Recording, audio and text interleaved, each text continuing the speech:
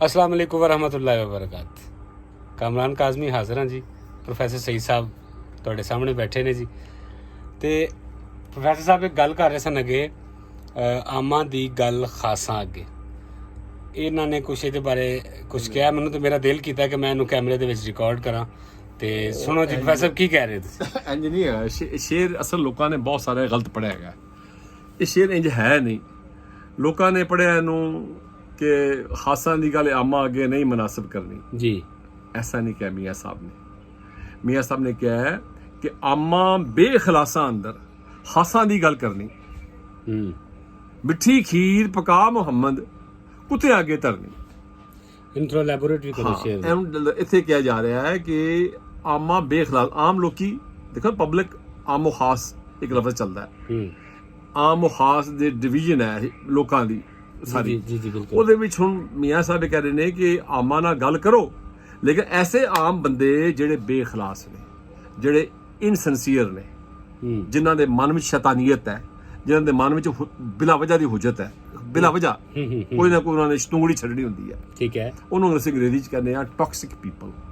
the people who are toxic, who their minds are pricky, brains are pricky, ਜਿਨ੍ਹਾਂ ਦੀ ਜ਼ਬਾਨ ਪ੍ਰਿਕੀ ਹੈ, ਉਹ ਬੇਖਲਾਸ ਜਿਨ੍ਹਾਂ ਦਾ ਕੰਮ ਹੈ ਕਿ ਹਰ ਗੱਲ ਵਿੱਚੋਂ ਕੋਈ ਵਿੱਚੋਂ ਨਵੀਂ ਗੱਲ ਆਪਣੀ ਕੱਢ ਲੈਣਾ ਬਾਹਰ ਸ਼ਰ ਦੀ।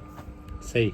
that is called ਆਮ ਬੇਖਲਾਸ। ਐਸੇ ਬੰਦੇ ਆਮ ਜਿਹੜੇ ਬੇਖਲਾਸ ਹੋਣ, ਇਨਸੈਂਸੀਅਰ ਹੋਣ, ਉਹਨਾਂ ਦੇ ਅੱਗੇ ਖਾਸਾ ਦੀ ਗੱਲ ਕਰਨੀ, ਅੱਲਾਹ ਵਾਲਿਆਂ ਦੀ ਗੱਲ ਕਰਨੀ, ਮਾਰਫਤ ਦੀ ਗੱਲ ਕਰਨੀ, ਕੋਈ ਵੱਡੀ ਗੱਲ ਕਰਨੀ, ਉਹ ਇੰਝ ਹੀ ਹੈ ਜਿਵੇਂ ਤੁਸੀਂ ਕੁੱਤਿਆਂ ਅੱਗੇ ਜਿਹੜੀ ਹੈ ਨਾ ਉਹ ਖੀਰ ਜਿਹਨੂੰ ਬੜਾ ਟਾਈਮ ਲੱਗਦਾ ਬਣਾਉਣ ਲੱਗਿਆ।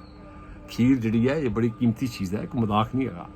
ਖੀਰ ਜਿਹੜੀ ਹੈ ਇਹ ਦੁੱਧ ਔਰ ਉਹਦੇ 'ਚ ਫਿਰ ਚਾਵਲ ਥੋੜ੍ਹੇ ਜਿਹੇ ਔਰ ਲਾਚੀਆਂ, ਬਦਾਮ, ਗਿਰੀਆਂ, ਮਿੱਠਾ ਸਭ ਕੁਝ ਪਾ ਕੇ ਫਿਰ ਉਹਨੂੰ ਹਿਲਾਉਣਾ ਪੈਂਦਾ ਹੈ ਔਰ ਉਹਦਾ ਇੱਕ ਟੇਸਟ ਡਿਵੈਲਪ ਕਰਨਾ ਪੈਂਦਾ ਹੈ। ਹੁਣ ਕੁੱਤਾ ਜਿਹੜਾ ਹੈਗਾ ਉਹਦੇ ਜਿਹੜੇ ਬਰਡਸ ਨੇ, ਇੱਥੇ ਜਿਹੜੇ ਫਾਈਬਰਸ ਨੇ, ਨਿੱਕੇ ਨਿੱਕੇ ਰੇਸ਼ੇ ਜ਼ਬਾਨ ਦੇ, ਉਹ ਉਹਨਾਂ ਵਿੱਚ ਰੱਬ ਨੇ ਨਹੀਂ ਪਾਈ ਹੈਗੀ ਜਿਹਨੂੰ ਕਹਿੰਦੇ ਅਸੀਂ ਟੇਸਟ ਬਰਡਸ ਉਹਨਾਂ ਦੇ ਬੜੇ ਵੀਕ ਨੇ, ਜਾਂ ਤੇ ਹੈ ਹੀ ਨਹੀਂ ਟੇਸਟ ਬਰਡਸ ਉਹਨਾਂ ਦੇ, ਚਪੜ ਕੱਢ ਕੇ ਖਾ ਜਾਂਦਾ ਉਹ ਜੀ। ਉਹਨੂੰ ਨਹੀਂ ਪਤਾ ਕਿ ਕਿੰਨਾ ਇਹਦੇ 'ਚ ਟਾਈਮ ਲੱਗਾ ਹੈ, ਕਿੰਨੀ ਕੀਮਤੀ ਗੱਲ ਹੈ, ਕੀਮਤੀ ਚੀਜ਼ ਹੈਗੀ ਹੈ।